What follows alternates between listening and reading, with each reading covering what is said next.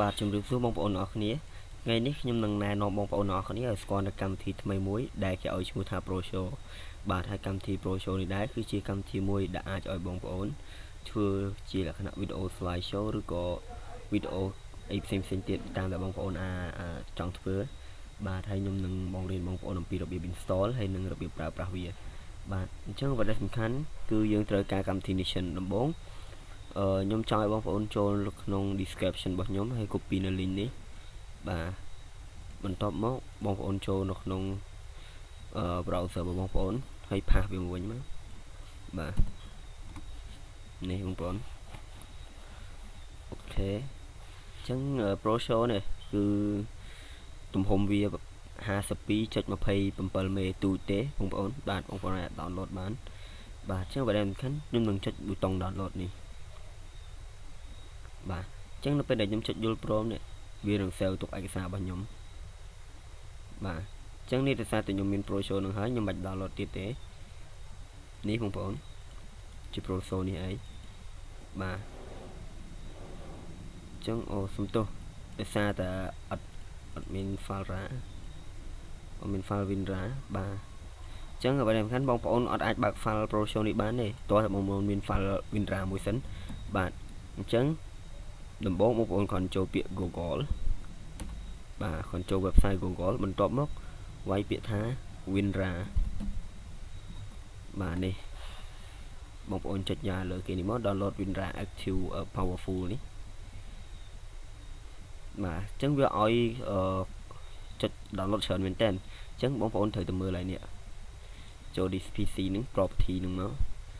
បាទបងប្អូនមើលតើកុំព្យូទ័របងប្អូនបាន bit អញ្ចឹងបងប្អូនមើលនេះកុំព្យូទ័រខ្ញុំ64 bit បាទអញ្ចឹងខ្ញុំនឹងចូល download កម្មវិធី WinRAR ហ្នឹងលក្ខណៈ64 bit នេះបងប្អូន64 bit នេះបាទ Windows របស់បងប្អូន32ឃើញលេខឡើង32បងប្អូនចុចលេខ32មកអញ្ចឹងរបស់ខ្ញុំ64ខ្ញុំចុចឡើង64នេះបាទបន្ទាប់មកទៀតខ្ញុំចុចយកពាក្យថារក្សាទុកឯកសារនេះបាទ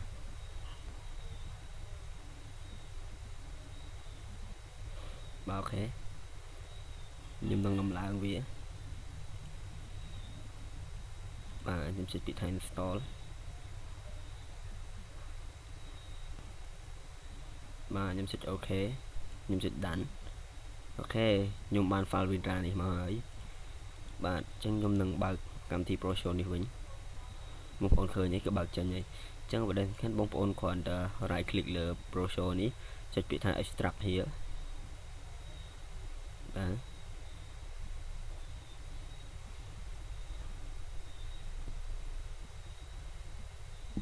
អូខេអញ្ចឹងនេះបងប្អូន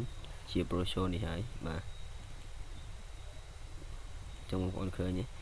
បាទអញ្ចឹងប្រហែលសំខាន់យើង install វាដោយខ្ញុំគ្រាន់ចុចលើ folder Pro Show ហ្នឹងមកបន្ទាប់មកខ្ញុំ right click លើ file មួយឈ្មោះ PS Pro 603397ហ្នឹង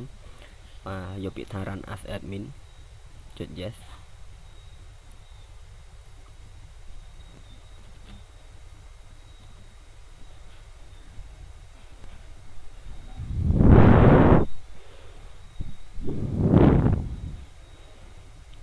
បាទ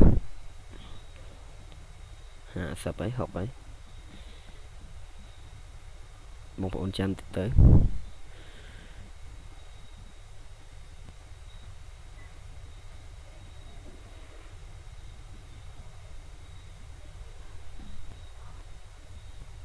បាទខ្ញុំចុចលើពាក្យអាយ៉ាខ្ញុំបិទ plus សិនដោយសារកុំព្យូទ័រខ្ញុំដោតអ៊ីនធឺណិតជាលក្ខណៈខ្សែសិនបាទខ្ញុំចុចពាក្យថា next បាទខ្ញុំចុចពាក្យថា next ទៀត I agree នេះបងប្អូនកន្លែងនេះកន្លែង create or start menu icon នេះមានន័យថានៅពេលដែលបងប្អូន tick កន្លែងហ្នឹងទៅmenu សំទោសicon របស់ Pro Show នេះវានឹងលោតនៅលើ start menu បងប្អូនឡើយនេះតែនេះថា Windows ខ្ញុំជា Windows 8.1 បាទតែបងប្អូន Windows ធម្មតាពេលបងប្អូនចុចលើហ្នឹងមកវាចេញផ្ទាំងមួយប៉ុណ្នេះបាទវាចេញផ្ទាំងមួយប៉ុណ្ណឹងអញ្ចឹងនៅពេលដែលបងប្អូនគ្លីកលើពាក្យcreate a start menu icon ហ្នឹងវាចេញនៅលើហ្នឹងបាទហើយចំពោះអានេះវិញ create a desktop icon ហ្នឹងមានន័យថា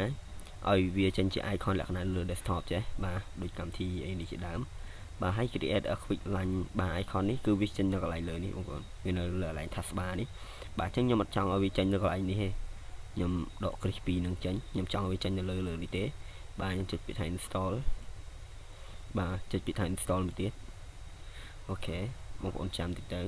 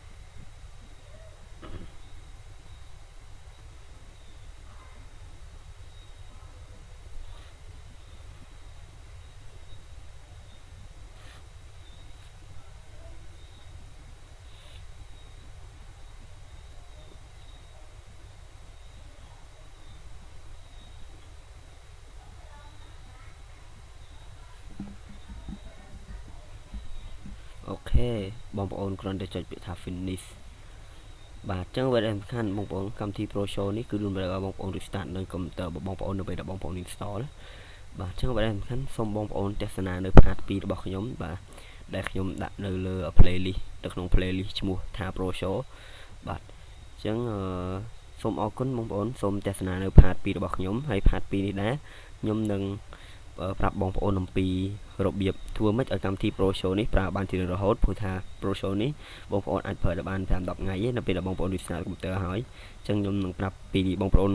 ពីរបៀប install patch ឬក៏ crack របស់វាបាទហើយខ្ញុំនឹងប្រាប់បងប្អូនអំពីរបៀបប្រើផងដែរ